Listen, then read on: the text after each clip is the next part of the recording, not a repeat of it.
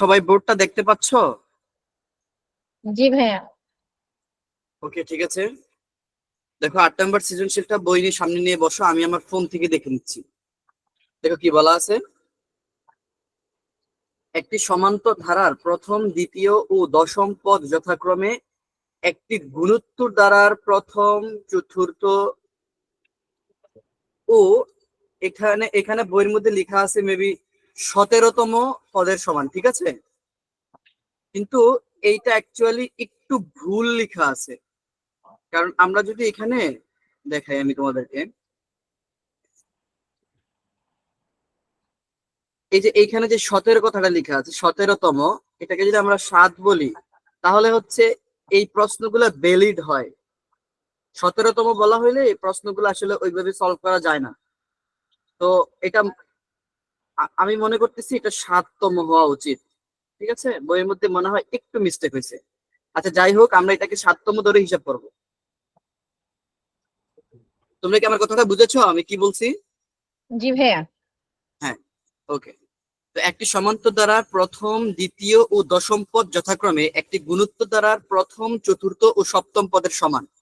ব্যাপারটা হচ্ছে, আমাদের কাছে দুইটা দ্বারা বলা আছে, আমরা দুইটা দ্বারা কনসিডার করতেছি, একটা হচ্ছে সমান্তর ধারা আর আরেকটা হচ্ছে গুণোত্তর ধারা। এখন সমান্তর ধারাটা যে আমরা নিব, সেটার প্রথম পদ হবে গুণোত্তর ধারাটার প্রথম পদের সমান, সেটার দ্বিতীয় পদ হবে গুণোত্তর ধারার চতুর্থ পদের সমান, সেটার দশম পদ হবে গুণোত্তর ধারার সপ্তম পদের সমান। তো এই হচ্ছে মোটামুটি আমাদের মানে উদ্দীপকের কনসেপ্টটা। তো আমি যদি তোমাদেরকে একটু বলি যে আসলে এখানে তারা কি বোঝাতে চাচ্ছে। ধরো আমি এখন অঙ্কটা শুরু করিনি, তোমাদেরকে আগে একটা আইডিয়া দিয়ে নিই। হ্যাঁ, ধরো আমরা হচ্ছে একটা সমান্তর দ্বারা কল্পনা করতেছি। সমান্তর দ্বারাটা আমরা জানি এভাবে হয়, এ এ প্লাস ডি, দেন হচ্ছে এ প্লাস 2d, তারপরে হচ্ছে এ প্লাস 3d। তো এইভাবে হচ্ছে আমাদের, ধরো হচ্ছে দশম পদ পর্যন্ত যাইতে হবে, কারণ বলা আছে প্রথম, দ্বিতীয় এবং দশম পদ। তো দেখো, দশম পদ তাহলে কি হবে? খুবই সিম্পল, তোমরা আইডিয়া করতে পারতেছো। দশম পদ হবে এ প্লাস 9d, ঠিক না? এই তো? জি হ্যালো, ভাইয়া। তোমরা কি? আচ্ছা। আর আমরা যদি আমরা কিন্তু এখনো অ্যাকচুয়ালি অঙ্কটাতে প্রবেশ করিনি। আমি জাস্ট তোমাদেরকে একটা আইডিয়া দিচ্ছি, একটা আইডিয়া। দেখো তো, এই গুণিত ধারাটার প্রথম পদ কি হবে? প্রথম পদ হবে এ, পরটা হবে এ আর, পরটা হবে এ আর স্কয়ার, পরটা হবে এ আর কিউব। তো মোটামুটি এভাবে আমাদের সপ্তম পদ পর্যন্ত আমাদের নিতে হবে। এটার পরে কিন্তু আরো অনেক কিছু আছে, ডট ডট দিয়ে দিলাম। তো সপ্তম পদটা হবে এ আর টু দি পাওয়ার 6। তো এইটা হচ্ছে আমাদের দুইটা ধারা, মানে একটা সমান্তর ধারার আদর্শ রূপ, একটা হচ্ছে গুণোত্তর ধারার আদর্শ রূপ। এখন প্রশ্নের কয়ের মধ্যে বলা হয়েছে কি, আচ্ছা কয়ে কি বলা হয়েছে সেটা আমরা পরে দেখবো। আগে আমরা তাদের উদ্দীপকটাকে একটু সিম্পলিফাই করি। বলা হয়েছে সমান্তর ধারাটার প্রথম পদ গুণোত্তর ধারার প্রথম পদের সমান। দেখো, এই হচ্ছে সমান্তর ধারা আর এই হচ্ছে গুণোত্তর ধারা, এটার প্রথম পদ সমান, ঠিকই তো? এটাও এ এবং এইটাও এ। ওকে, তাহলে এখানে এই একটা ইকুয়েশন আমরা বুঝছি। আবার বলা হয়েছে দ্বিতীয় পদ চতুর্থ পদের সমান, তাহলে এইটা কিন্তু দ্বিতীয় পদ সমান্তর ধারাটা। আর চতুর্থ পদ কোনটা? 1 2 3 4, তাহলে এইটা হচ্ছে গুণিতের দ্বারা চতুর্থ পদ। তার মানে এইখানে কিন্তু এইটা হচ্ছে এ প্লাস ডি সমান সমান এ আর কিউব। ব্যাপারটা বুঝছো? জি ভাইয়া। জি ভাইয়া। ওকে, এরপরে বলা হয়েছে কি, পরের কোশ্চেনটা কি বলা হয়েছে বলো? দশম পদ আর এটা হচ্ছে সপ্তম পদ। সপ্তম পদ। তো দশম পদ বলতে আমরা এইটাকে নিচ্ছি, আর সপ্তম পদ হচ্ছে এইটা। সো আরেকটা ইকুয়েশন হচ্ছে এরকম, এ প্লাস 9d, এটা হচ্ছে এ আর টু দি পাওয়ার 6 এর সমান। তো এতটুকু হচ্ছে মানে আমরা উদ্দীপকটা থেকে আইডিয়া নিয়ে এতটুকু আমরা করতে পারি, এতটুকু আগাইতে পারি। তো অ্যাকচুয়ালি এটা আমি তোমাদের দেখানোর মূল উদ্দেশ্য এইটাই, যে আসলে এখানে উদ্দীপকের মধ্যে কি জিনিসটাকে বলা হয়েছে ওইটাকে জাস্ট একটু সিম্পলিফাই করে দেখানো। কিন্তু আমরা ম্যাথ করার সময় কিন্তু আমরা এভাবে দুটো দ্বারা লিখে লিখে করতে পারি, কোনো সমস্যা নেই। বাট আমরা সূত্র তো জানি যে একটা সমান্তর ধারার n তম পদের সূত্র কত, গুণিত ধারার n তম পদের সূত্র কত। সো আমাদের কিন্তু অ্যাকচুয়ালি এরকম মানে কি বলা হয়, এরকম আহ, বড় করে করার কোনো দরকার নেই, আমরা জাস্ট সূত্র অ্যাপ্লাই করে করে করতে পারি। বাট আমি আগে এটা বুঝতে চাচ্ছি যে তোমরা আসলে বিষয়টা বুঝছো কিনা। তো আমি আশা করবো তোমরা বুঝছো। এখন হচ্ছে আমরা ক নাম্বারে যাচ্ছি। চলো শুরু করি। বিসমিল্লাহির রহমানির রহিম। তো ক নাম্বারে কি বলা আছে, সমান্তর দ্বারার প্রথম পদ এ, সাধারণ অন্তর ডি এবং গুণিত দ্বারা সাধারণ অনুপাত আর হলে দ্বারা দুটির সমন্বয়ে দুটি সমীকরণ গঠন করো। অলরেডি যেই দুইটা সমীকরণ আমি তোমাদেরকে এই প্রিভিয়াস স্লাইডে দেখাইছি, এইটাই অ্যান্সার, কিন্তু আমরা এটাকে একটু সাজিয়ে গুছিয়ে লেখা ট্রাই করব। চলো শুরু করি আমরা। 8 ক। হ্যাঁ, তো কিভাবে করব আমরা, খুবই সিম্পল। আমরা তো জানি n তম পদের সূত্র, তো আমরা ধরে নিচ্ছি সমান্তর ধারাটার কি কি পদ বলা আছে। সমান্তর ধারাটির দ্বিতীয় পদ, প্রথম পদ তো এ বলাই দিয়ে, মানে এটা তো তোমার কাছে কোশ্চেনে বলাই আছে, সো এটা আর এক্সট্রা করে কিছু লেখার নাই। তো আমরা দ্বিতীয় পদ থেকে শুরু করি। তো দ্বিতীয় পদ কি হবে, সমান্তর ধারাটির দ্বিতীয় পদ, তুমি জানো দ্বিতীয় পদ কি, সূত্র অ্যাপ্লাই করে বসাই দিবা। সূত্রটা কি, a plus n minus one, that is 2 - 1 into হচ্ছে ডি। তোমাকে সবকিছু বলা আছে, এখন আর ধরি লেখার দরকার নেই, কারণ কোশ্চেনে বলা আছে তুমি প্রথম পদকে এ ধরে নাও, দ্বিতীয় সাধারণ অন্তরকে ডি ধরে নাও। তো বলো তো এটা কি হবে, a প্লাস 2 - 1 মানে হচ্ছে 1, সো a প্লাস ডি, তাহলে এটা দ্বিতীয় পদ। ওকে, এবার হচ্ছে আমরা সমান্তর ধারাটির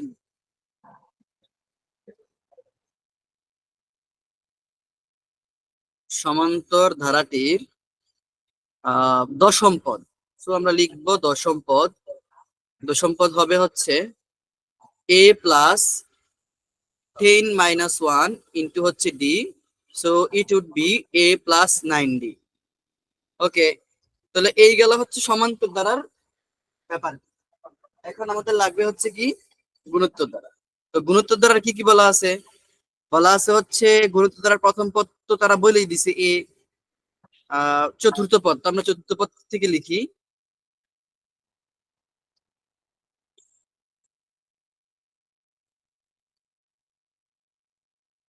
গুণোত্তর ধারাটির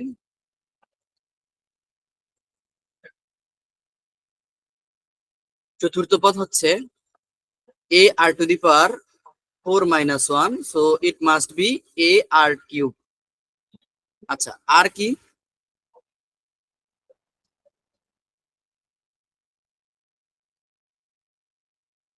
আর হচ্ছে চতুর্থ পদ এবং হচ্ছে সপ্তম পদ। তো সপ্তম পদ কত হবে, a r to the power 7 - 1, so it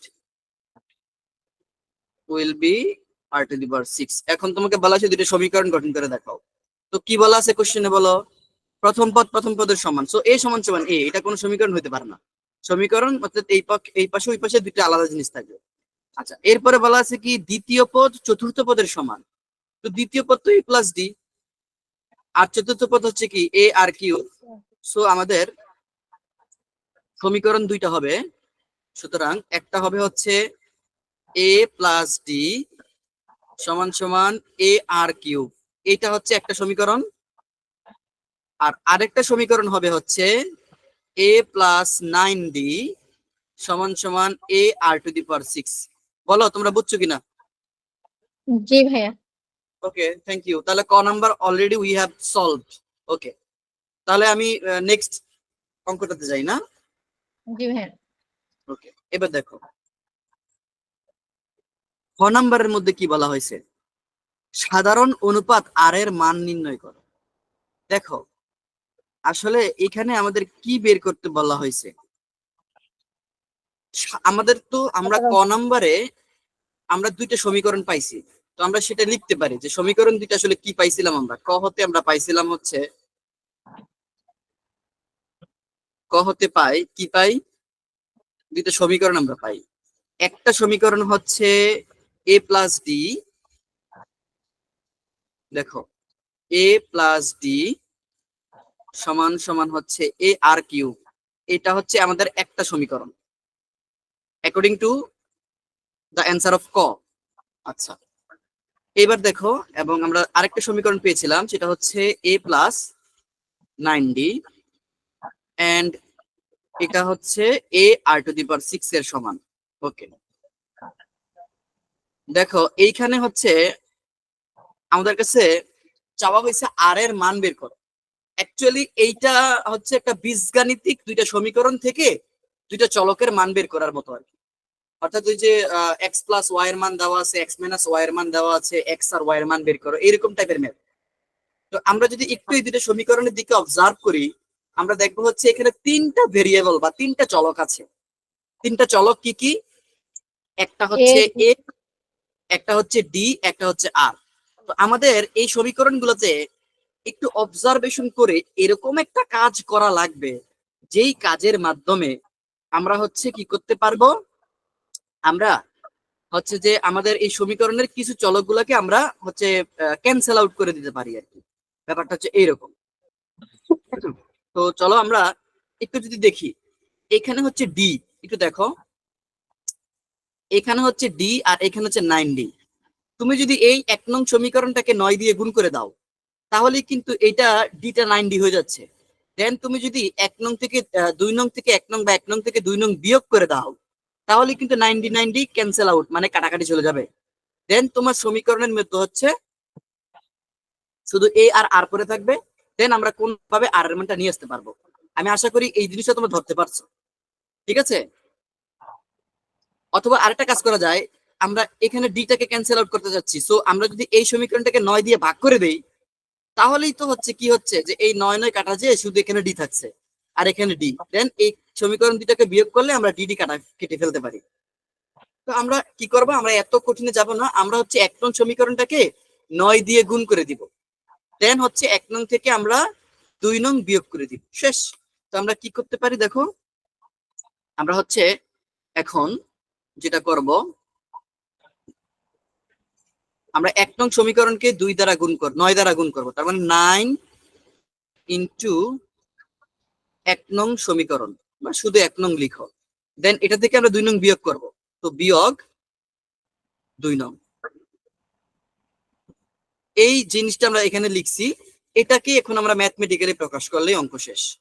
তো আমরা 1 নংকে 9 দ্বারা গুণ করি।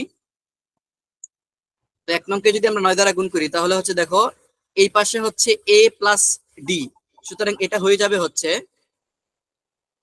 9a plus 9d। আর এই পাশে তো আমরা কিছু গুণ করি নাই, শুধু মাইনাস করছি। মাইনাস কি করছি, মাইনাস হচ্ছে 2 নং।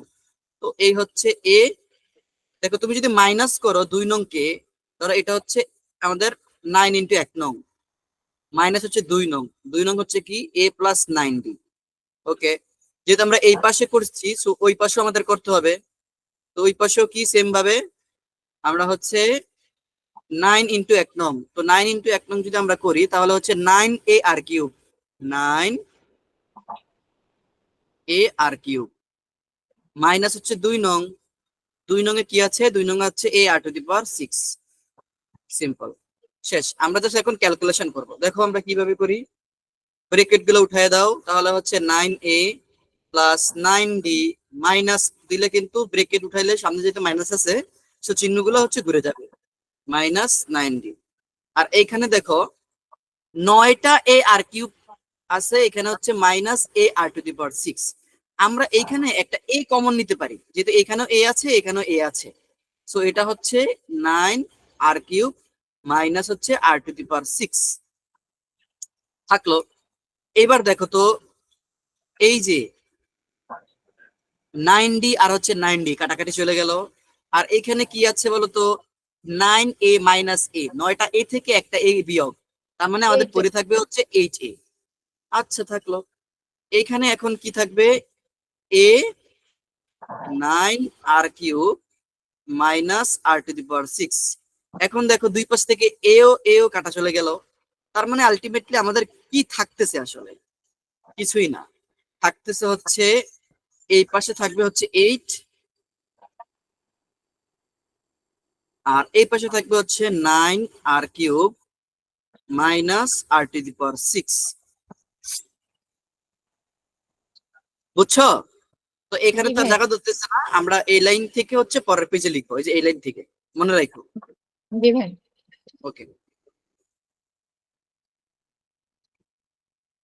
দেখো আমরা একটু ঘুরাই লিখি, এই পাশে ওই পাশে লিখি, একই তো কথা। এ সমান সমান বি, যে কথা বি সমান সমান এ, একই কথা না? জি ভাইয়া। তো আমরা জাস্ট হিসাবের জন্য আমরা এই পাশটাকে এই পাশে করে লিখি, অথবা আমরা আগে লিখি দেখি আসলে কি ছিল ওই পাশে। 8 সমান সমান 9r³ মাইনাস r⁶। 8 সমান সমান কি বলো তো, একটু বলো। 9r³ minus r⁶। r⁶, ওকে।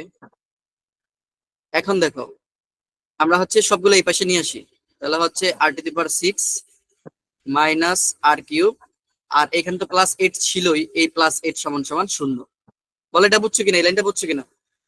কি জি করলাম ভাইয়া। আমরা, জাস্ট আমরা এই পাশে সবগুলা সূত্রকে নিয়ে আসলাম। তো এইবার তুমি যদি একটু খেয়াল করো যে আসলে এটা একটা মিডিল টার্ম হয়ে গেছে। মিডিল টার্ম কেন? কারণ এখানে তিনটা পদ আছে, একটা দুইটা তিনটা। তো আমাদের জি ভাইয়া। এরকম ভাবে হচ্ছে জিনিসটাকে ভাঙতে হবে যাতে করে আমরা মাঝখানের সংখ্যাগুলোকে গুণ করলে হচ্ছে 8 পাবো, আর যোগ বা বিয়োগ করলে হচ্ছে 9 পাবো। তো এটা এবার একভাবেই করা যাবে, সেটা হচ্ছে 8 একে 8, 8 আর 1 যোগ করলে হচ্ছে 9, আর 8 থেকে 8 ইন্টু 1 হচ্ছে 8, বুঝছো? জি ভাইয়া। তো আমরা এটাকে এভাবে লিখতে পারি r⁶, মিডল টার্ম কিন্তু এগুলো হচ্ছে তোমরা ক্লাস 6 থেকে করে আসছো। জি সো ভাইয়া। 8r³ মাইনাস r³, দেখো -8 -1 দ্যাট ইজ -9, ওকে। আর এই হচ্ছে এখানে +8 সমান সমান 0। এখন জাস্ট আমরা হচ্ছে এখানে r³ কমন নিতে পারি। জি ভাইয়া। তো আমরা যদি r³ কমন নেই তাহলে হচ্ছে তাহলে এখানে r³ r⁵ -8, আর এখানে তুমি শুধু 1 কমন নিতে পারো। সো জি 1 ভাইয়া। কমন নিলে ইট উড বি মাইনাস r³ -8, এখন সমান সমান হচ্ছে 0। ওকে, তো আমাদের দুইটা ইকুয়েশন কিন্তু হয়ে গেল, অ্যাকচুয়ালি ইকুয়েশন না, দুইটা উৎপাদক। একটা হচ্ছে r³ -8, আর একটা হচ্ছে r³ -1। এবার আমরা সবাই জানি যদি একাধিক উৎপাদকের গুণফল 0 হয় তাহলে উহারা প্রত্যেকে 0, ঠিক না? জি ভাইয়া। এই উৎপাদক দেখাই আমি, এক সেকেন্ড, একটু সমস্যা। দেখো এই উৎপাদকটা আর এই উৎপাদকটা, এখানে একাধিক উৎপাদক আছে এবং তাদের গুণফল 0। তো গুণফল যদি 0 হইতে হয় তাহলে এটা 0 হইতে হবে, আর এটার একটা ভ্যালু থাকলো, অথবা এটার একটা ভ্যালু থাকবে, এটা 0 হইতে হবে, মানে দুইটার একটা 0 হইতেই হবেই। অর্থাৎ দুইটাকেই আমরা ইন্ডিভিজুয়ালি হিসাব করে করে বলতে পারি এটা হয় 0 অথবা এটা 0। বুঝছো ব্যাপারটা? জি ভাইয়া। তার মানে হয় কি হয়, হয় r³ -8 সমান সমান 0, অথবা অর আমরা বলতে পারি r³ -1 সমান সমান হচ্ছে 0। এই তো হয়ে গেল আমাদের আর এর মান বের করার কাহিনী। তাহলে r³ সমান সমান কি দাঁড়াইলো, ওইখানে গেল 8 এই পাশে। সুতরাং r³ সমান সমান, দেখো 8 মানে হচ্ছে 2³। তো দেখো আমাদের পাওয়ার গুলা সেম হয়েছে, তাহলে বেস গুলা সমান সমান হয়ে যাবে। সুতরাং আমরা বলতে পারি r সমান সমান হচ্ছে 2, একটা পেয়ে গেলাম। দেখি আর একটা কি কাহিনী হয়, এটাকে লিখতে পারি r³ সমান সমান 1, সো r³ সমান সমান 1³। এটাও পাওয়ার পাওয়ার সেম হয়ে গেছে, সো আমরা বলতে পারি r সমান সমান 1। কিন্তু খেয়াল করো আর আসলে কি, আর হচ্ছে একটি গুণিতক দ্বারা সাধারণ অনুপাত, কিন্তু আমরা জানি কোন গুণিতক দ্বারা সাধারণ অনুপাত কি 1 হতে পারে? না ভাইয়া। কখনোই হতে পারে না। কেন? তোমাদেরকে আমি একটা উদাহরণ দিয়ে দেখাই। যদি অনুপাত 1ই হয় তাহলে তো অ্যাকচুয়ালি আমাদের ধারাটা এক্সিস্টই করে না। ধরো হচ্ছে তাহলে হচ্ছে এরকম হয়ে যাবে 2 যোগ 2 যোগ 2 যোগ 2, এভাবে যদি আমরা কল্পনা করি 2/2 1, 2/2 1, তার মানে প্রত্যেকটা পদ সেম সেম সেম, যেটা আসলে একটা গুণিতক দ্বারার প্রত্যেকটা বৈশিষ্ট্যকে স্যাটিসফাই করে না। তার মানে কোন গুণিতক দ্বারা সাধারণ অনুপাত কি কখনো 1 হতে পারে? না ভাইয়া। তার মানে আমরা বলতে পারবো যা গ্রহণযোগ্য নয়, which is not accepted, যা গ্রহণযোগ্য নয়। তার মানে আমাদের এখানে সুতরাং আর এর মান কত পেলাম বলো তো? 2। বলো বুঝছো কিনা? জি ভাইয়া। তো আমি কি পরের অঙ্কটাতে যেতে পারি? জি ভাইয়া। Okay, thank you. তুবা, তুমি কি বুঝেছো? ভাইয়া আর কিউব মাইনাস 8 ইকুয়াল এটা কত হবে? দেখো, আর কিউব মানে আর কিউব সমান সমান যদি 8 হয়, 8 মানে কি, আমরা এখন এই পাশে হচ্ছে আর কিউবের মতো একটা ফিচার আনবো, আর কিউবের মতো একটা সংখ্যা আনবো। তো এখানে যদি আর কিউব হয়, এখানে আমরা দেখবো কত সংখ্যার উপরে কিউব করলে আমাদের 8 হয়। তুমি যদি খেয়াল করো, 2 এর উপরে কিউব করলে হচ্ছে 8 হয়। তো আমরা এভাবে জানি যে যদি কোনো দুটি সংখ্যার মানে কোনো সমীকরণের এই পাশের ওই পাশের দুইটা সংখ্যা থাকে এবং তাদের পাওয়ার গুলো যদি সেম হয়, তাহলে তাদের বেস দুইটা সমান হয়। এটাকে বলা হয় বেস, মাথার উপরটাকে বলা হয় পাওয়ার। তো দেখো, পাওয়ার পাওয়ার সেম হয়েছে না, এখানেও 3 এখানেও 3, সুতরাং আমরা 3 3 বাদ দিয়ে লিখতে পারি আর সমান সমান 2। বুঝছো? এটা হচ্ছে লগারিদমের কনসেপ্ট। আমরা এই তোমাদের এই অধ্যায়ের পরেই আমরা লগারিদম শিখবো, তখন আমরা এই জিনিসটাকে আরো ভালো করে তোমাদেরকে বোঝাবো। আশা করি বুঝতে পারছো। জি ভাইয়া। আচ্ছা, ঠিক আছে। ওকে, এখন এক সেকেন্ড। আর সমান সমান 2। ওকে,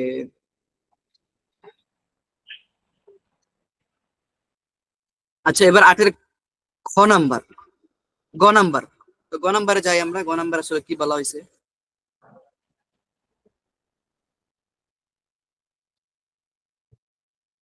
দেখো, গ নাম্বারে কি বলা হয়েছে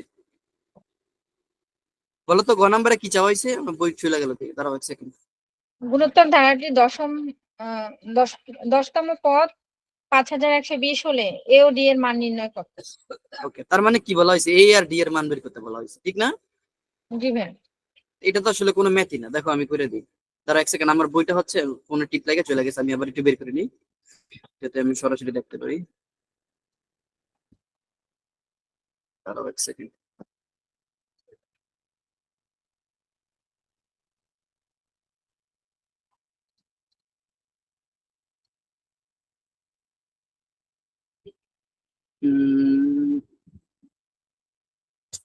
তো পেয়েছি। ওকে, তো গুরুত্ব দ্বারা দশম পদ বলা আছে 5120। তাহলে এ এবং ডি এর মান বের করো। দেখো, এটা খুব ইজি। তুমি অলরেডি কিন্তু আর এর মান বের করছো, ঠিক না? জি ভাইয়া। আচ্ছা, তো আমরা আসলে খ হতে পাই হচ্ছে আর এর মান হচ্ছে 2। এটা আমরা আগে একটু লিখি। 8-এর গ, খ হতে পাই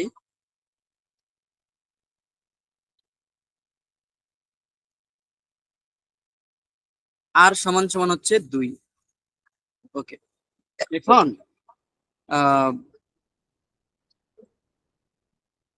অ্যাকর্ডিং টু কোশ্চেন বা প্রশ্ন মতে আসলে কি বলা আছে? প্রশ্ন মতে বলা আছে এই যে দশম পদ, দশম পদ মানে কি? এ আর টু দি পাওয়ার 9, ঠিক তো? জি ভাইয়া। এটা এটা হচ্ছে সমান 120। 5120, সিম্পল। এখন তো জাস্ট তুমি আর এর মানটা বসাই দিলে বের হয়ে যাবে সবকিছু।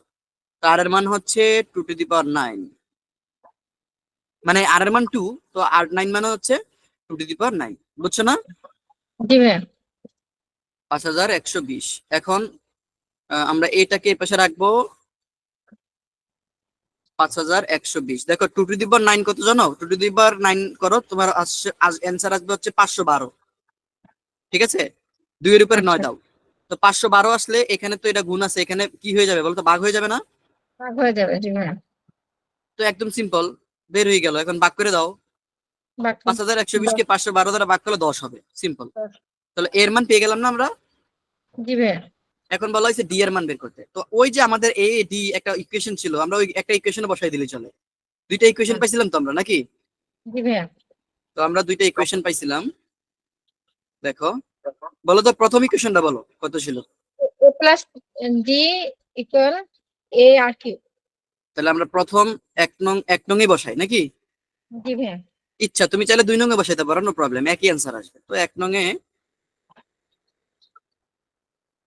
নং থেকে বা এক নং থেকে আমরা লিখি। তো 1 নং থেকে একে কি ছিল বলো তো আবার? A plus d a plus d equal a r a q. A r r q. Q. আচ্ছা, ওকে। এর মান পাইছি আমরা 10, ডি এর মান বের করতে হবে। এর মান হচ্ছে 10 ইন্টু আর এর মান হচ্ছে 2 কিউব। সিম্পল, একদম ইজি। এখন ডি এই পাশে রেখে দেই। দেখো আমরা এটাকে যদি হিসাব করি 10 ইন্টু 2 কিউব, 2 কিউব মানে হচ্ছে 8, 8 ইন্টু 10 মানে হচ্ছে 80, ঠিক না? জি ভাইয়া। আচ্ছা ওখানে ব্র্যাকেট দিতে হবে কি কোথায়? এর উপরে? ওই যে না ওখানে। সমস্যা নেই, যেহেতু একটা সিঙ্গেল একটা কি বলে সিঙ্গেল ডিজিট, সো তুমি ব্রেকেট না দিলেও কোনো সমস্যা নেই, বাট দিলাম আর কি, নো প্রবলেম। আচ্ছা দেখো, তাহলে এটা 2 কিউব ইন্টু এটা হচ্ছে 80, আর দেখো এখানে +10 এর পাশে গেলে কি হবে বলো? -10 না? জি ভাইয়া। সুতরাং ডি সমান সমান হচ্ছে 70, একদম ইজি। তো তোমাকে বলা হয়েছে এ এবং ডি এর মান বের করো, so we have already calculate the magnitude of A and D. আমরা এ এবং ডি এর মান বের করে ফেলছি, ঠিক আছে? জি ভাইয়া। চলো আমরা এবার পরের অঙ্কটা সলভ করি।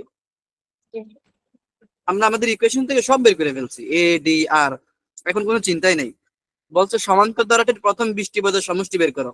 আচ্ছা বলো, এটা কি আহামরি কোনো কঠিন অঙ্ক? এ আছে, ডি আছে, এন এর মানও আছে, তো এটা তোমরা পারবা না? পারবো ভাইয়া। তো এটা আমাকে করে দেখাইবা, এটা আমি করে দিলাম না, ঠিক আছে? জি ভাইয়া। সিম্পল অঙ্ক, কারণ আমার কাছে এ আছে, ডিও আছে, আবার বলছে 20টি পদ, তার মানে এন এর মান 20, সুতরাং n/2 2a plus n-1 into d.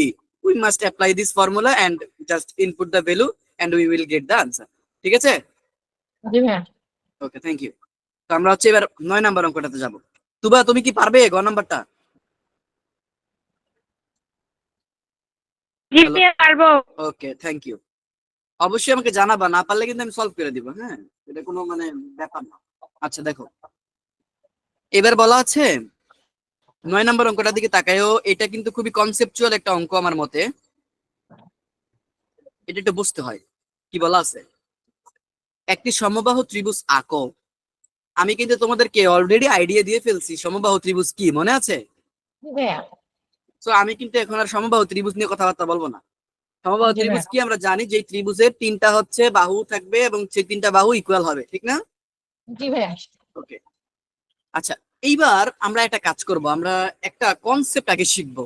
দেখো এটা অঙ্কের কোনো পার্ট না, এটা হচ্ছে কনসেপ্ট, যেটা তোমাকে এই অঙ্কটা সলভ করতে সহায়তা করবে। আমরা আগে কনসেপ্টটা নেই।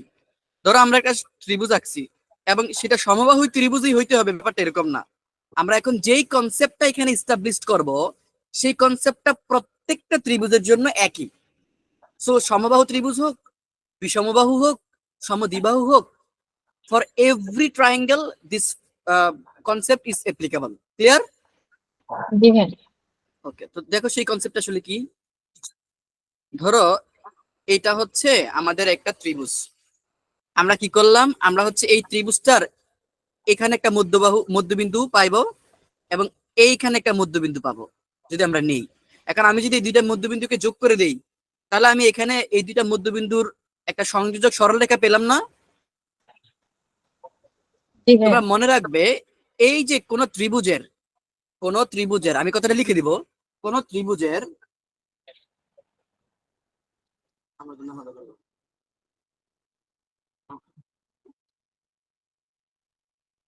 দেখো, তো কোন ত্রিভুজের যে কোনো দুই বাহুর মধ্যবিন্দুর সংযোজক সরলরেখা অপর বাহুর সমান্তরাল এবং দৈর্ঘ্যে তার অর্ধেক হয়। কথাটা কি বললাম? ধরো এটা হচ্ছে আমাদের একটা ত্রিভুজ এবং আমাদের সেই ত্রিভুজটার নাম হচ্ছে এ বি এবং হচ্ছে সি। তা আমরা ধরে নিলাম এই ত্রিভুজের যে কোনো দুইটা বাহু এ বি এবং এসি এটার মধ্যবিন্দু দ্বয়, তার মানে হচ্ছে একটা ধরো ডি ধরলাম, একটা হচ্ছে ই ধরলাম। এখন এই দুইটা মধ্যবিন্দুকে যোগ করার পরে আমরা যে সংযোজক সরলরেখা পেলাম সেটা তৃতীয় বাহু, তার মানে অলরেডি আমরা এ বি এসি ইউজ করে ফেলছি, তৃতীয় বাহু পইরা আছে কে বলতো? বি এবং BC, C. BC, BC. BC বাহু। তো এই যে ডিই, এই সংযোজক সরলরেখাটা এই বিসি এর সমান্তরাল হবে। তুমি দেখো আসলেই কিন্তু সমান্তরাল লাগতেছে না? সমান্তরাল মানে কি, এই যে দুইটা জিনিস মানে এভাবে এভাবে, অর্থাৎ তাদের মধ্যবর্তী দূরত্বটা অলওয়েজ সেম থাকতেছে, এভাবে সমান্তরাল রশ্মি, বুঝছো? এভাবে জি ভাইয়া। তো একই দিকে না? ওকে, এবং দুইটার মধ্যে ডিসটেন্স সেম, তার মানে সমান্তরাল, এবং কি দৈর্ঘ্যে তার অর্ধেক, তার মানে ডিই হবে হচ্ছে এই যে বিসি আছে না, এই বিসি এর অর্ধেক, তার মানে হাফ অফ বিসি। কথাটা বুঝছো? জি ভাইয়া। এখন আমি যদি বলি, বলো তো এই বিসির দৈর্ঘ্য যদি 12 সেন্টিমিটার হয়, তাহলে ডি এর দৈর্ঘ্য কত হবে? 6। 6 সেন্টিমিটার। বুঝেছো? একদম সিম্পল কনসেপ্ট।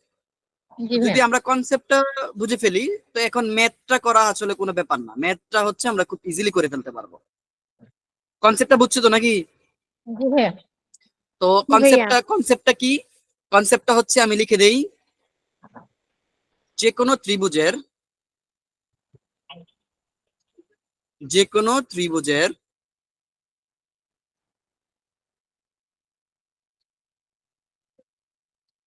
দুটি বাহুর মধ্যবিন্দু দ্বয়ের, আমি মুখে মুখে বলে দিচ্ছি, সো লেখা না বুঝলে অবশ্যই তোমরা লিখে ফেলতে পারো। মধ্যবিন্দু দ্বয়ের সংযোজক সরল রেখা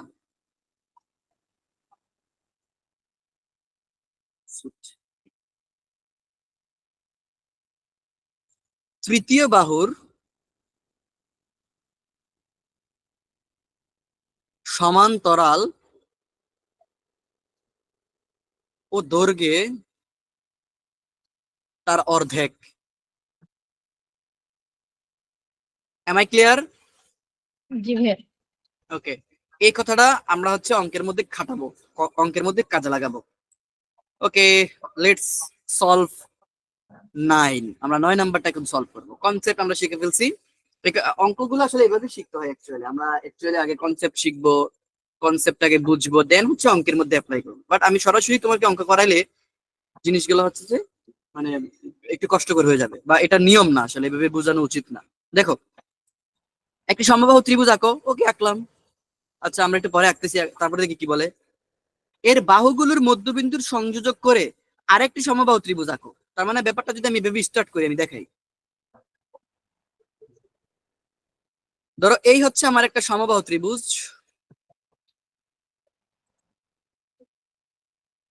ওকে, বলা হয়েছে কি, এই সমবাহু ত্রিভুজের মধ্যবিন্দু গুলোকে সংযোগ করে আরেকটি সমবাহু ত্রিভুজ আঁকো। তাহলে আমরা মধ্যবিন্দু আঁকি। এটা হচ্ছে এই ত্রিভুজটার এই মধ্যবিন্দু, এটা হচ্ছে এই বাহুর মধ্যবিন্দু, দেন এটা হচ্ছে এই বাহুর মধ্যবিন্দু। তো আমরা যদি যোগ করে দেই, দেখো আমরা আরেকটা সমবাহু ত্রিভুজ এঁকে ফেলছি না? জি ভাইয়া। জি ভাইয়া।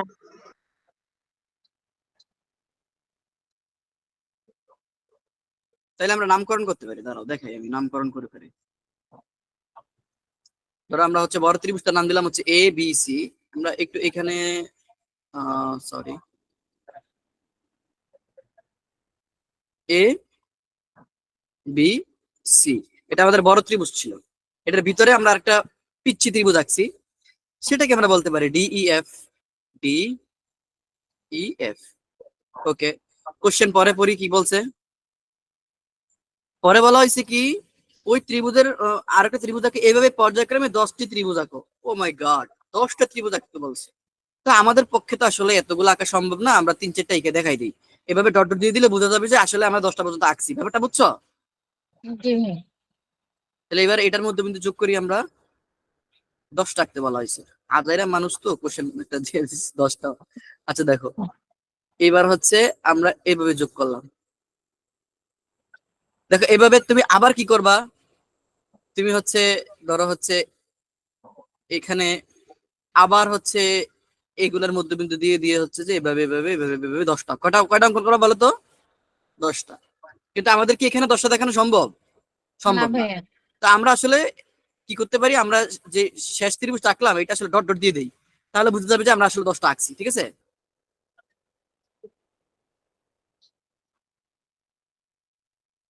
বুঝছো? জি ভাইয়া। মানে আমরা 10টা এঁকে ফেলছি। যাই হোক, আমাদের উদ্দেশ্যটা হচ্ছে এখানে যে ধারাটা আছে সেই ধারাটাকে বের করে নিয়ে আসা। দেন 10টা বলুক, 100টা বলুক, 500টা বলুক, 1000টা বলুক, আমরা কিন্তু যেটাই বলবো আমরা করে ফেলতে পারবো। ঠিক না? জি ভাই। ওকে, এখন কি বলা আছে বলো। 10টা ত্রিভুজ অঙ্কন করো। করলাম। এবং সর্ববহিস্থ যে ত্রিভুজটা আছে তার প্রতি বাহুর দৈর্ঘ্য 64 মিটার। তার মানে হচ্ছে এই যে তুমি সর্ববহিস্থ বলতে সবচেয়ে বড় ত্রিভুজটা, এটার প্রত্যেকটা বাহু কত বলো তো? 64 মিলিমিটার। 64 মিলিমিটার, 64 এটা যদি 64 হয়, এটাও কত? 64। 64 এজ এটা একটা সমবাহু ত্রিভুজ নাকি? জি ভাইয়া, এটাও 64। এটাও 64। আচ্ছা, এখন এখানে কি বলা হয়েছে? সবগুলো ত্রিভুজের পরিসীমার সমষ্টি কত হবে নির্ণয় করো। তার মানে কি আসলে? পরিসীমা কি মনে আছে তোমাদের? পরিসীমা কি জানো তোমরা? জানো? বলো। যা না জানলে আমি বলে দেবো, সমস্যা নেই। একটু হ্যালো। মনে করা যায়। হ্যাঁ, পরিসীমা মানে হচ্ছে ধরো যে কোনো শেপের বস্তু তোমাকে বলা হোক, ত্রিভুজ, চতুর্ভুজ, আয়ত, বর্গ, পরিসীমা মানেই হচ্ছে বাহুগুলার যোগফল। বুঝছো এবার? জি ভাইয়া। তাহলে এখানে ত্রিভুজ যেহেতু, তার মানে কয়টা বাহুর যোগফলকে পরিসীমা বলবো আমরা? 3টি বাহু। তিনটা বাহু। একদম মানে বাংলা কথায় আর কি, তিনটা বাহুর যোগফলকে আমরা বুঝবো। আমার 64 যোগ 64 যোগ 64, এটাই হবে আসলে এই বড় ত্রিভুজটার কি বলতো? সমস্ত পরিসীমা। পরিসীমা। সমষ্টি। হ্যাঁ। আচ্ছা,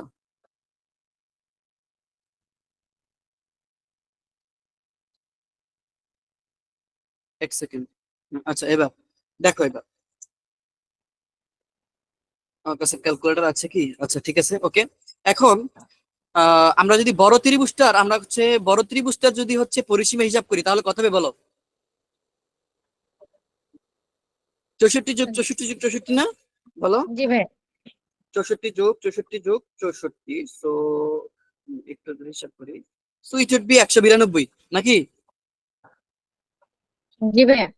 192। তো তুমি আগে লিখো, ত্রিভুজগুলোর পরিসীমা দিয়ে ধারা বের করে পাই। ত্রিভুজগুলোর পরিসীমার ধারা, পরিসীমার ধারা, ওকে থাকলো। আমরা এটা লিখে ফেললাম। এবার ধারা হচ্ছে, প্রথম পদ হচ্ছে 192। আচ্ছা, এবার তুমি একটু মাথা খাটাও। দ্বিতীয় যে ত্রিভুজটা আছে, এই যে এই ত্রিভুজটা নীল কালারের, দেখছো? জি ভাইয়া। এইটার বাহু কি এই বিসি এর অর্ধেক হবে না? মানে ডিই কি বিসি এর অর্ধেক হবে না? একটু আগে যে কনসেপ্ট আমরা খাটাইলাম। জি ভাইয়া। তাহলে এবার এটার বাহু যদি 64 মিলিমিটার হয়, ডিএফ মাস্ট বি 64/2। জি ভাইয়া। 64/2 কত বলো তো? 32, ঠিক তো? জি ভাইয়া। তার মানে এইটা 32, যেহেতু সমবাহু ত্রিভুজ, এইটাও 32, এটাও 32, ঠিক না? জি ভাইয়া। তো 32 ইন্টু 3, তার মানে হচ্ছে 96। তার মানে দ্বিতীয় পদ কত পেলাম বলো? 96। 96। পরিসীমা দিয়ে কিন্তু করতেছি নাকি? জি দেখো, ভাইয়া। তার মানে আমরা আসলে সিকোয়েন্সটা ধরে ফেলছি। প্রথম ত্রিভুজের, দেখো 192 কে 2 দ্বারা ভাগ করো, তাহলে 96। 96। তার মানে এবার 96 কে 2 দ্বারা ভাগ করলে আমরা তৃতীয় ত্রিভুজটার কি পাবো? পরিসীমা পাবো না? জি ভাইয়া। তো 96/2, দ্যাট ইজ 48। এবার 48 কে 2 দ্বারা ভাগ করো, কত হবে? 24। 24, হ্যাঁ। এভাবে এভাবে 10টা ত্রিভুজ, এভাবে আমরা প্লাস দিয়ে dot dot dot dot dot dot dot dot দিয়ে হচ্ছে 10তম পদ পর্যন্ত আমরা যাব। তার মানে ধারাটা আমরা বের করে ফেলছি, বলা বুঝছো কিনা? জি ভাইয়া। সিম্পল। জি ভাইয়া। ওকে, এবার কোশ্চেনে বলা হচ্ছে সবগুলো ত্রিভুজের পরিসীমার সমষ্টি কত। তার মানে কয়টা পদের সমষ্টি নিবা? 10টা পদের। এখন 10টা পদের সমষ্টি দ্বারা যেহেতু আছে, এবং এটা গুণোত্তর দ্বারা না, জি ভাইয়া। কারণ করে আমাদের, পাচ্ছি। হ্যাঁ, আমরা হচ্ছে সাধারণ অনুপাত পাচ্ছি।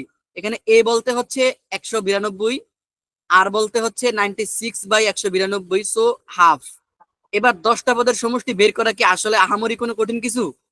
না ভাই। এটা কি এখন তোমরা সলভ করতে পারবা কিনা বলো? হ্যাঁ, পার। দেখছো, জি ভাইয়া, পারবো। আমি কিন্তু কনসেপ্টটা ধরাই দিছি যে আসলে এইভাবে করতে হইব। এখন সলভ তুমি করে ফেলতে পারবা। তাহলে আমি আশা জি। করবো যে এটা তোমরা পারবা, ঠিক তো? জি ভাইয়া, পারবো। ওকে, তাহলে হচ্ছে আমি নেক্সট অঙ্কটাতে যাব। আচ্ছা, দাঁড়াও এক সেকেন্ড, আমি আমার বইটা বের করে নিই।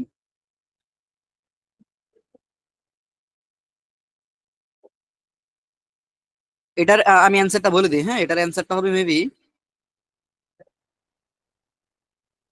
মানে এটার অ্যান্সার 10তম পদের সমষ্টি, তোমরা অ্যান্সারটা মিলিয়ে নিবা। অ্যান্সারটা হবে জি ভাইয়া। 303069। 3069 ভাগ হচ্ছে 8। তো এটা যদি ভাগ করি আমরা, যদি দেখাই 3069 ভাগ হচ্ছে 8, এটার অ্যান্সার হবে তোমার 383.625। মিলিয়ে নিবা, ঠিক আছে? করে এটা হোমওয়ার্ক থাকবে, কিন্তু আমি কিন্তু দুইটা অঙ্কের একটা অঙ্ক কমপ্লিট করে দিই নাই, জি ঠিক ভাইয়া। আছে? আর আর ওটা লাস্টেরটা করে ফেলেছি ভাইয়া, 13,500 আসে। মানে এটার আগের অঙ্কটা না? হ্যাঁ, আটের থ্যাংক ইউ। আচ্ছা ঠিক আছে, সমস্যা নেই, এটা হোমওয়ার্ক থাকবে, তোমরা হোমওয়ার্ক হিসেবে আমাকে ওটা ফাইলটা অ্যাটাচ করবে, ঠিক আছে? জি ভাইয়া। ওকে।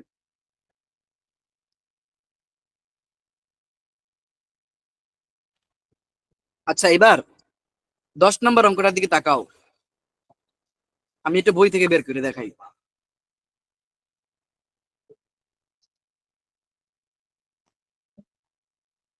বলো এই 10 নম্বর অঙ্কটা চেনা চেনা লাগে কিনা? জি ভাইয়া, উদাহরণটা উদাহরণের অঙ্কটা। এখন আমি যদি তোমাদেরকে 5 থেকে 7 মিনিট সময় দিই, আমাকে এটা সলভ করে দেখাতে পারবা এখন ইনস্ট্যান্ট? ট্রাই করি। ওকে, ট্রাই করো, না পারলে আমি করে দিব, ঠিক আছে? আমি মাইকটা একটু অফ রাখলাম, আমাকে জানাবা, আমি 5 মিনিট সময় দিলাম, উইথিন 5 জি ভাইয়া। Minutes you. আচ্ছা, ওকে।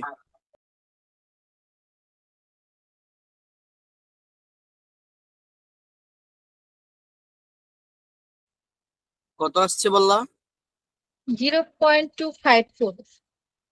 আচ্ছা, এখানে বলা হয়েছে না যে 20 বছর পরে গাছটির মোট উচ্চতা কত? ধারাটা আগে বের করছো বলো তো? হ্যাঁ, ধারাটা হচ্ছে 1.5 প্লাস 0.75 প্লাস 0.375 তো প্লাস এখন তো জিরো। খুবই সিম্পল, ধারাটা যেহেতু বের করে ফেলছো, ঠিক না? জি সো ভাইয়া। তুমি তো এখন জাস্ট হচ্ছে এন এর মান 20 বসিয়ে তুমি 20টা পদের সমষ্টি বের করে ফেলবা, তাইলে তো হয়ে যায়। কারণ 20 বছর পরে বলা হয়েছে না মোট উচ্চতা কত হবে। জি ভাইয়া। তো প্রথম পদ বলা আছে হচ্ছে, দেখো, ও ভাইয়া, এখানে দুইটা সূত্র, ওই যে আগেরটা হবে না, না এখানে। হ্যাঁ, এখানে হচ্ছে যে জাস্ট এটা তো একটা গুণিত দ্বারা নাকি? জি ভাইয়া। তো এ হচ্ছে 1.5, আর আর হচ্ছে কত? আর হচ্ছে তোমার 0.75 জি ভাইয়া। ভাগ হচ্ছে 1.5, সো দ্যাট ইজ হাফ, ঠিক তো? জি ভাইয়া। এখন 20টা পদের সমষ্টি সিম্পল, তো তুমি সূত্র দাও, a1 - r⁴ এখন এই সূত্রের মধ্যে হচ্ছে তুমি মান বসিয়ে দিলে সবগুলো পেয়ে যাচ্ছ, মানে আচ্ছা এর মান আচ্ছা। বসিয়ে দাও, ঠিক আমি আছে? অন্য, হ্যাঁ আমি অন্য সূত্রটা বসাইছি। অন্য সূত্র বসালে হবে না, তো এটা বসাতে হবে, বুঝেছো এখন? জি ভাইয়া। আচ্ছা, তাহলে এটা কমপ্লিট করে ফেলবা, ঠিক আছে? জি ভাইয়া। চলো এবার হচ্ছে আমরা সবার শেষের অঙ্কটা, এটাকে একটু সলভ করা ট্রাই করি, দেখো কি বলা আছে। Let's start. দেখো, 11 নাম্বার, সবার সামনে বই আছে তো নাকি? জি ভাইয়া। ওকে, কি বলা আছে দেখো, তুমি তোমার পরিবারের গত 6 মাসের খরচের হিসাব জেনে নাও। উম এটা তো আসলে প্র্যাকটিক্যাল, মানে হচ্ছে আমরা আমাদের পরিবারে জানবো, যেন হচ্ছে হুম। খরচের একটা হিসাব নিব। যাই হোক, এখন আমরা জিনিসগুলোকে ইমাজিন করে করে ম্যাথ করে ফেলবো, ঠিক আছে? মানে আমরা জি ধরে ভাইয়া। নিব যে এরকম হয়েছিল ওইরকম হয়েছিল। এখন তো আর কোশ্চেন তো আর দেখবে না যে আমরা আসলে এইভাবে করছি কি। বাট অবশ্যই তুমি চাইলে এটা তোমার ফ্যামিলির সাথে আলাপ করে করে তুমি হচ্ছে যে এটাকে ধারা বানিয়ে করতে পারো। যাই হোক, এখন তার ভাবে সম্ভব না, আমি তোমাদেরকে সলভ করে দিচ্ছি। সো আমরা ইমাজিন করে নিব, গেস করে নিব। ওকে, প্রতি মাসের খরচকে এক একটি পদ বিবেচনা করে সম্ভব হলে একে ধারায় রূপান্তর করো, তারপর নিচের সমস্যাগুলো সমাধানের চেষ্টা করো। তো আসলে কি ধরা হচ্ছে যে যদি এই অঙ্কটা মানে একটু ফানি ভাবে যদি বলা হয়েছে না সম্ভব হলে ধারায় রূপান্তর করো, তা আমরা কি বলবো জানো? যে আসলে সম্ভব হয় নাই, তার মানে অঙ্কগুলোর অ্যান্সার করা যাবে না। যদি একটু ফান করলাম আর কি, বাট আমাদের হুম। উদ্দেশ্য হচ্ছে ম্যাথটাকে সলভ করা, ম্যাথের কনসেপ্টটাকে ডেভেলপ করা। আচ্ছা, যাই হোক, তো আমরা হচ্ছে এখন ইমাজিন করে নেই যে আসলে আমাদের পরিবারের খরচগুলো কিভাবে হয়েছে। তো আমি চাইলে এটাকে একটা সমান্তর দ্বারা কল্পনা করতে পারি, যদি আমরা এভাবে নেই, প্রথম মাসে ধরো 20,000 টাকা, পরের মাসে 22,000 টাকা, পরের মাসে 24,000 টাকা, এইভাবে খরচগুলো বাড়তেছে, তাহলে এটা একটা কি কি কি দ্বারা হবে বলো তো? এটা হচ্ছে গুণোত্তর ধারা। না না, 20, সমান্তর। 22, 24 সমান্তর দ্বারা, ঠিক আছে? বাট আমি জি যদি ভাইয়া। এভাবে, প্রথম মাসে ধরো হচ্ছে কথার কথা, প্রথম মাসে তো যদিও এত 5,000 টাকা খরচ হলো, পরের মাসে 10,000 টাকা, এর পরের মাসে 20,000 টাকা, তার মানে তাহলে তখন কিন্তু গুণোত্তর ধারা। গুরুত্ব দেয়। তো আমরা কি করবো, আমরা হচ্ছে যে এখানে একটু এটাকে আমরা এমন একটা ধারা নিব যে ধারাটা অ্যাকচুয়ালি, কারণ কি ফ্যামিলিতে কখনো যদি আমরা একটা নর্মাল ফ্যামিলির খরচ চিন্তা করি, যদি ঢাকার মধ্যেও কল্পনা করি, একটা ফ্যামিলির খরচ কিন্তু অ্যাটলিস্ট হিসাব করলেও কিন্তু মানে 10,000 টাকা, বা হচ্ছে যদি আর একটু বেশি বলে 20,000 টাকা এক মাসে খরচ যায়। ঠিক আছে, এখন সেই খরচ দেখো প্রতিনিয়ত কিন্তু আমাদের নিত্য প্রয়োজনীয় দ্রব্যাদির দাম কিন্তু বাড়ছে। তো ধরো যে সেই খরচটা প্রথম মাসে 20 ছিল, 20K, পরের মাসে হচ্ছে 20.2K, অর্থাৎ 22,000 টাকা। এরপরে ছিল হচ্ছে ধরো 24,000 টাকা। তো আমরা যদি এভাবে কল্পনা করে নিই, তার মানে এটা একটা কি দ্বারা হচ্ছে বলতো? এটা হচ্ছে সমান্তর। চলো আমরা হচ্ছে, সমান্তর ধারা। হ্যাঁ, তো এখন নিচের সমস্যাগুলোর সমাধান বলা হয়েছে কি ধারা তৈরি করা সম্ভব হয়েছে কি? আমরা বলবো জি হয়েছে। চলো আমরা অ্যান্সারটা করি। আমরা তো এখানে আসলে একটা মানে কি বলা হয়, জাস্ট তৈরি করে নিছি আর কি। আচ্ছা, তো আমরা হচ্ছে পরিবারের খরচগুলো আগে খাতায় লিখে নেই। ক নাম্বার, পরিবারের খরচগুলো, আমার পরিবারের খরচগুলো লিখে নাও, যেটা তোমাকে বলা হয়েছে। তো তুমি লিখবা আমার পরিবারের, কয় মাস বলো তো, কয় মাসের খরচ বলা হয়েছে? 6 মাসের। হ্যাঁ, তা আমার পরিবারের 6 মাসের খরচগুলো যথাক্রমে, দেখো কিন্তু যথাক্রমে কি কি, আমি ধরে নিলাম 20,000 টাকা থেকে শুরু করলাম। হ্যাঁ, 20,000, পরে ধরো হচ্ছে আমরা সমান্তর দ্বারা যেহেতু বানাতে চাচ্ছি, সো 22,000 ধরে নেই। পরেরটা হচ্ছে 22,000, পরেরটা ধরে নেওয়া হচ্ছে 24,000। 20, 22, 24, পরেরটা কত হবে বলো তো? 26। 6 মাস কিন্তু নিতে হবে, 4 মাস অলরেডি নিয়ে ফেলছে।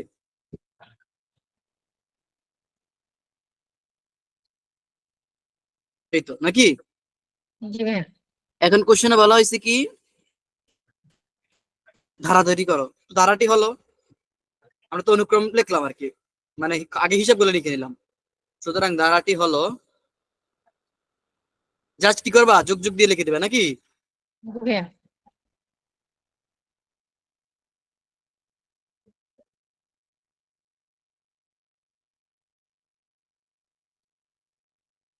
যেহেতু 6 মাস বলা হয়েছে, সো আমরা জাস্ট ধারাটাকে 6 মাস পর্যন্তই নিব।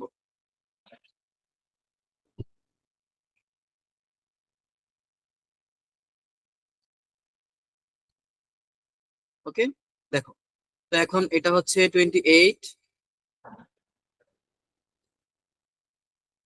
প্লাস হচ্ছে 3000। ওকে, সো আমরা হচ্ছে already we have made the sequence. Clear? জি ভাইয়া। দ্বারা পেয়ে ফেলছি। এখন এখানে ক নাম্বারে কি বলা হয়েছে, আরেকটু কথা বলা আছে, হলে কোন ধরনের দ্বারা পেয়েছে ব্যাখ্যা করো। ব্যাখ্যাটাও দিতে হবে। তো ব্যাখ্যাটাকে আমি একটু মুখে বলে দেই।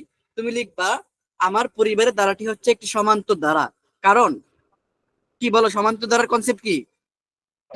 বিয়োগ করলে কেননা হচ্ছে। ধারাটির পাশাপাশি পদগুলোর পার্থক্য সমান, ঠিক না? জি ভাইয়া। তো আমি লিখে দেই একটু, দেখো। হ্যাঁ, ধারা তৈরি করা সম্ভব হয়েছে। ঠিক আছে, জি ভাইয়া। এটি একটি সমান্তর দ্বারা, কেননা পাশাপাশি, তোমরা ক্লিয়ার করে নিবে, ঠিক আছে? জি পাশাপাশি ভাইয়া। পদগুলোর অন্তর বা পার্থক্য কি বলতো? সমান। সমান। So we have already answered ক, নাও খ। ঠিক আছে, জি ভাইয়া। ওকে, দেখো খ নম্বরে কি বলা হয়েছে, ধারাটির সমষ্টিকে একটি সমীকরণের মাধ্যমে প্রকাশ করো। একদম ইজি জিনিস। 6টা পদের সমষ্টি বলা হয়েছে না? জি ভাইয়া। তো 6টা পদের সমষ্টি সূত্র বসাই দিব, কারণ পদ আছে 6টা, সিম্পল জিনিস। বাট এখানে বলা হয়েছে একটা সমীকরণ তৈরি করতে। তার মানে হচ্ছে ওইখানে যে এন এর মান, ওটাকে আমরা হচ্ছে এনই রাখবো, দেন এন রেখে একটা সমীকরণ নিয়ে আসবো। চলো আমরা করি। খ নাম্বারটা, ক হতে কি কি পাইছো? ক হতে ধারাটি হলো, ধারাটি আর লিখার দরকার নেই, যেহেতু কয়ে আমরা অলরেডি লিখে ফেলছি। আমরা ধারাটির প্রথম পদ লিখি। ধারাটির প্রথম পদ বলো তো কত কত ধরে নিছো 20 20,000। ধরছো না তাহলে 20,000। আচ্ছা এবার ধারাটির সাধারণ অন্তর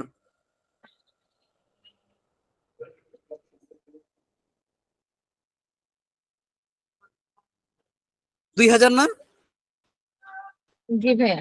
এটার বিয়োগ করে দেখার কি দরকার আছে তুমি তো এভাবেই লিখছো 20 22 24 ঠিক তো জি ভাইয়া। এখন বলছে না যে ধারাটির সমষ্টি নির্ণয়ের একটা সমীকরণ বের করে দেখাও তার মানে n তম পদের সমষ্টি আর কি মানে n সংখ্যক পদের সমষ্টি সুতরাং n সংখ্যক পদের সমষ্টি সূত্র বলো তো দেখি a plus no no n/2 2a plus n minus 1 into d। এই তো তো এখন n এর জায়গায় n থাকুক nটাকে আমরা n এর মতো রেখে দেই কারণ সূত্র বানাইতে বলা হয়েছে তার মানে আমরা n এর মান যা ধরবো তখন আমরা একটা করে নতুন নতুন মানে হিসাব পাবো 2 ইন্টু a মানে হচ্ছে 20,000 plus n minus 1 into d মানে হচ্ছে 2,000। এখন জাস্ট ক্যালকুলেশন করবা এখন ক্যালকুলেশনটা আমি একটু দেখাই দিই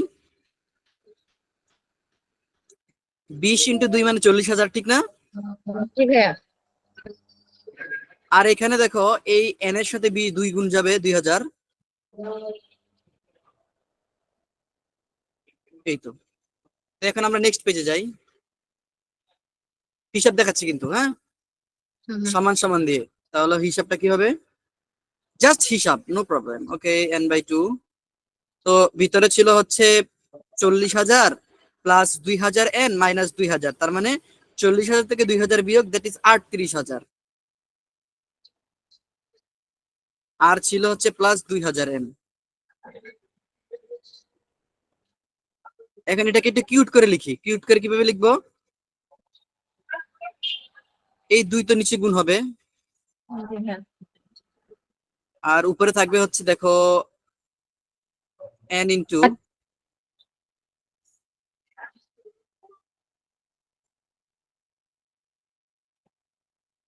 এই তো আমাদের সমষ্টি নির্ণয়ের ইকুয়েশন বা সূত্র বলা বুঝছো কিনা জি ভাইয়া বুঝেছি। এখন তোমাকে বলা হয় যদি 6তম পদের সূত্র বের করো তুমি এখানে n এর মান 6 বসাই দিবা যদি জি বলা ভাইয়া। হয় 8তম পদের সূত্র লিখো তুমি n এর মান 8 বসিয়ে দিবা যদি বলা হয় 5,000 সংখ্যক পদের সমষ্টি বের করো তুমি 5,000 বসাই দিবা ঠিক তো জি ভাইয়া। Simple. ভাইয়া আমাকে আগের পিকচারটা দেখান তো। দেখো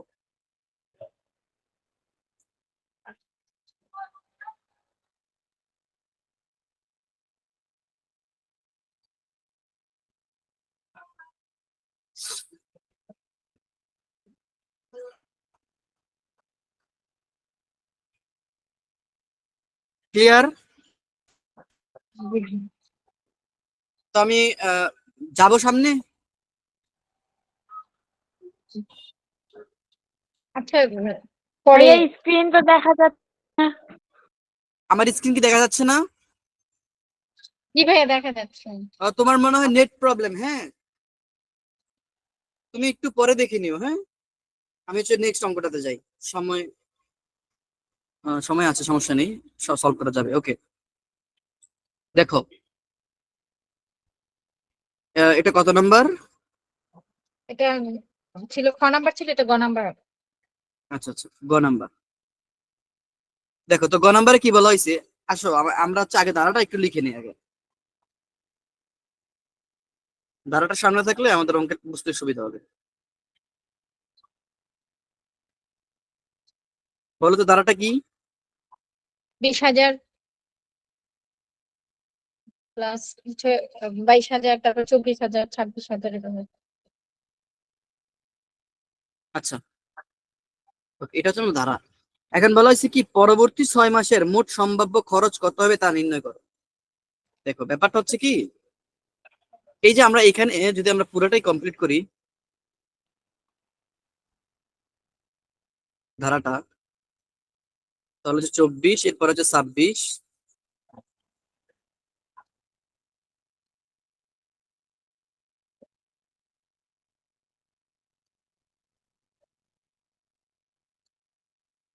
এভাবে হচ্ছে ধারাটা চলে যাচ্ছে। এখানে আমরা 6টা পদ নিছি, ঠিক না? জি ভাইয়া। এখন এই 6টা পদের সমষ্টিতে তুমি চাইলে এমনি যোগ করে করে করে ফেলতে পারো, অথবা সূত্র দিয়ে অ্যাপ্লাই করে করে ফেলতে পারো। ওকে, কোশ্চেন হচ্ছে এই 6 মাস না, এর পরবর্তী যে 6 মাস আছে, এখানে ডট ডট আমরা দিয়ে লিখি নাই, ঠিক না? আমি যদি কমপ্লিট জি করে দেখাই তাহলে কি হবে?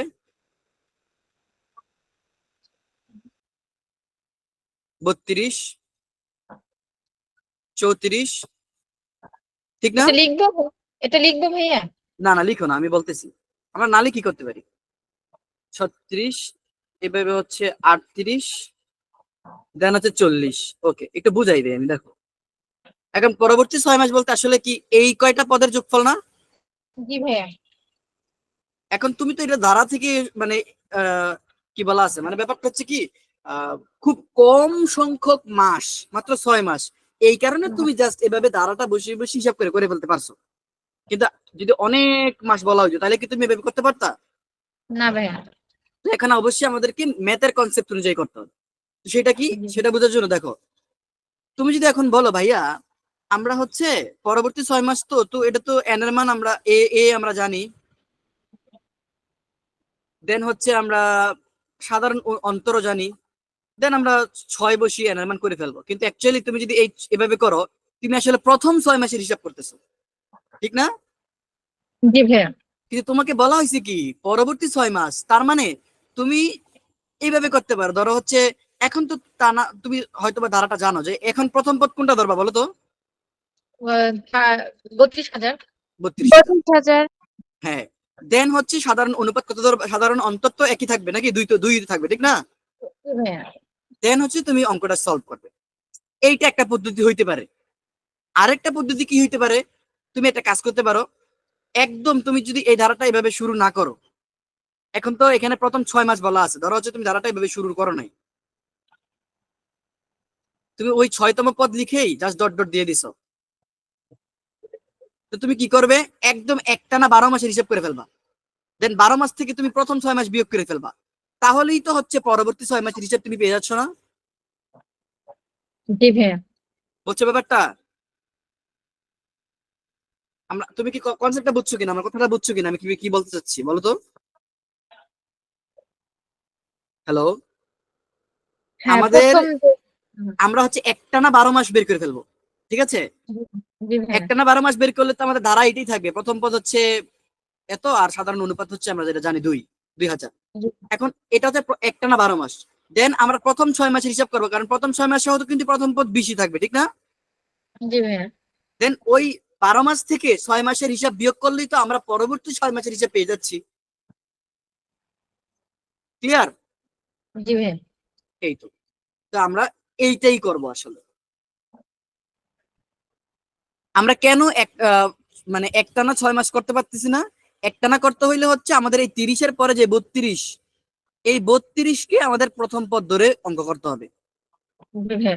তো এখন যদি এখানে বলা হয়তো তোমার পরিবারের 100 মাসের হিসাব তুমি করো, বা 50 মাসের হিসাব তুমি করো, তখন কি তুমি এইভাবে, তুমি কি এই 32 পর্যন্ত যাইতে তোমার অনেক কষ্ট হইতো না? জি ভাইয়া। তো এই কারণে আমরা অঙ্কটা কি করব, যেহেতু পরবর্তী 12 মাস 6 মাস বলা হয়েছে, তো আমরা আগে একটানা 12 মাস হিসাব করে ফেলবো। তো একটানা 12 মাসের হিসাব কিভাবে হবে? ধরে নাও আমাদেরকে কি দেওয়া আছে, প্রথম পদ এর মান হচ্ছে 20, সাধারণ অনুপাত অন্তর ডি এর মান হচ্ছে 2000। সুতরাং বলো প্রথম 12 মাসের হিসাব করতেছি, ঠিক তো? জি ভাইয়া। সূত্র কোনটা দিব? ওই যে একটু আগে যে আমরা প্রতিষ্ঠা হ্যাঁ, করলাম, n/2। এন ইন্টু বলো, n হচ্ছে 38,000 প্লাস, হ্যাঁ, 2000 এটা না n। ছিল সূত্র? এটা না হ্যাঁ ছিল? হ্যাঁ ভাইয়া। হ্যাঁ, ওকে, তাহলে আমরা এখানে এই এন এর জায়গায় হচ্ছে যা সংখ্যাটা বসাই দিব। তো সংখ্যাটা কত হবে? 12 মাস। বলো বুঝছো কিনা? জি ভাইয়া। এখন তুমি ক্যালকুলেশন করে বের করো এটা কত হয়। আমি যদি ভুল না করি, আমার ক্যালকুলেশনটা একটু দেখতে হবে, দাঁড়াও। 12 × 24, এটা হবে 37,200। তাহলে এটা হচ্ছে প্রথম 12 মাসের, লিখে দাও, প্রথম 12 মাসের খরচ,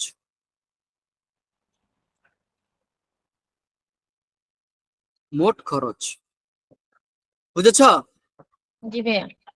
সুতরাং এবার তুমি কিন্তু কি করতে পারো, প্রথম 6 মাসেটা বের করে এবার নাকি। হুম।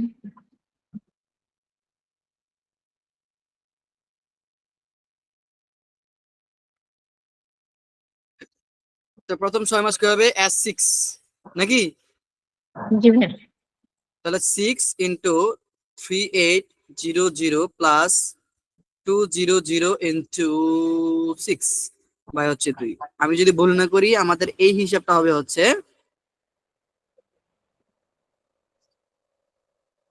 1 2 3 4 12 দুগুণে 24। ওকে, তার মানে হচ্ছে 1,15,000। ওকে, তাহলে বলো 12 মাস, প্রথম 12 মাস পাইছো, প্রথম 6 মাস পাইছো। এখন এখন এটা বিয়োগ থেকে যদি করে এটা দিতে বিয়োগ হবে। করো, হ্যাঁ, সুতরাং শেষ। তাহলে এবার হচ্ছে সুতরাং সুতরাং পরবর্তী, আমরা কেন এই অঙ্কটা এভাবে করছি বুঝছো তো, কনসেপ্টটা বুঝছো কিনা। জি ভাইয়া। সুতরাং তুমি চাইলে কিন্তু এভাবে ধারাটা লিখে ওই 6 মাসের যে 32,000 ওইটাকে প্রথম পদ্ধতি তুমি করতে পারো, তাহলে একবারে বের হয়ে যাচ্ছে। বাট ওই যে বললাম, অঙ্কের কনসেপ্টটাই আসলে এভাবে বলা, যে আসলে আমরা অনেক মাস যদি হিসাব করতে চাইতাম তাহলে কিন্তু এভাবে করা সম্ভব হতো না, এই কারণে আমরা এভাবে করছি। সুতরাং পরবর্তী 6 মাসের খরচ, মোট খরচ কত হবে, বিয়োগ করে দাও। 372000, তিনটা জিরো থাকবে এখানে, আরেকটা জিরো হবে, হ্যাঁ, মাইনাস হচ্ছে 151234 এত টাকা। তাহলে এটা হচ্ছে 22200 টাকা। বলো বুঝছো কিনা। জি ভাইয়া। ওকে, তাহলে এবার হচ্ছে আমরা পরবর্তী অঙ্কটার দিকে যাই। পরবর্তী অঙ্কে বলা আছে পরিবারের মাসিক এবং বার্ষিক খরচ সম্পর্কে তোমার উপলব্ধি বলো। এটা একটা ম্যাথ না, এটা হচ্ছে একটা কনসেপ্ট। উপলব্ধিটা আসলে কি আমি একটু বলি, শোনো। দেখো আসলে কি উপলব্ধিটা হইলো, খরচটা কিন্তু বাড়তেছে প্রত্যেক মাসে মাসে, ঠিক না। জি ভাইয়া। এবং সেই খরচটা হচ্ছে পূর্ববর্তী মাসের চেয়ে 2,000 টাকা করে বেশি, ঠিক তো। হুম। এবং এই খরচটা একটা ধারাবাহিকতা রেখে বৃদ্ধি পাচ্ছে। তো এটাই আসলে তোমাদের উপলব্ধি বা আমাদের উপলব্ধি, আসলে কিছুই না, একটা বাংলা কথা। বুঝছো ব্যাপারটা, ঘ নাম্বার আসলে কি জিনিসটা। তুমি আরেকটু জি বলতে ভাইয়া। পারো, যেহেতু উপলব্ধি বলতে কি, উপলব্ধি বলতে হচ্ছে তুমি এখন পরিবারটাকে একটা সাজেশন দিতে পারো, যে যেহেতু আমরা বুঝতে পারতেছি আমাদের প্রত্যেক মাসে মাসে খরচটা 2,000 টাকা করে বাড়তেছে, তো আমাদের ইনকাম সোর্স 2,000 টাকা করে বাড়াই আমরা, তাহলেই হচ্ছে আমরা আমাদের খরচের সাথে অ্যাডজাস্ট করতে পারবো। এভাবে এটাকে বলা হয় একটা মানে উপলব্ধি আর কি, একটা। এই তো, বুঝছো ব্যাপারটা। জি ভাইয়া, এটুকু লিখলেই হবে। হ্যাঁ, এতটুকু লিখে দাও যে পরিবারের মাসিক খরচ সম্পর্কে আমার উপলব্ধি হলো, পরিবারের প্রত্যেক মাসের খরচ হচ্ছে 2,000 টাকা করে বৃদ্ধি পাচ্ছে। তো পরিবারটিকে যদি খরচটাকে সামলাইতে হয়, মানে বাংলা কথা লেখো না তোমরা, বাংলা খয়ের অ্যান্সার ওইরকম আর কি, বুঝছো। এভাবে বলে দিতে পারো, ঠিক আছে। জি ভাইয়া। এখন আমি তো 20,000 টাকা করে ধরছি না, জি ভাইয়া। তোমরা হচ্ছে 10,000 টাকা করে ধরে ধারা বানাবা এবং সেম অঙ্কের অ্যান্সার গুলো আমাকে করে বাড়ির কাজ হিসেবে দেখাবা, ঠিক আছে। জি। জি ভাইয়া।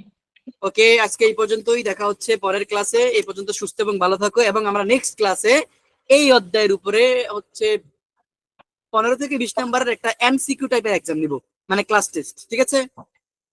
জি ভাইয়া। একদম দেন পুরো। আমরা, হ্যাঁ, পুরো অধ্যায়, এই পুরো অধ্যায় আমি সলভ করে দিলাম নাকি। জি ভাইয়া। হ্যাঁ, ওকে, থ্যাংক ইউ। আচ্ছা ভাইয়া, আসসালামু আলাইকুম। ওয়ালাইকুম আসসালাম।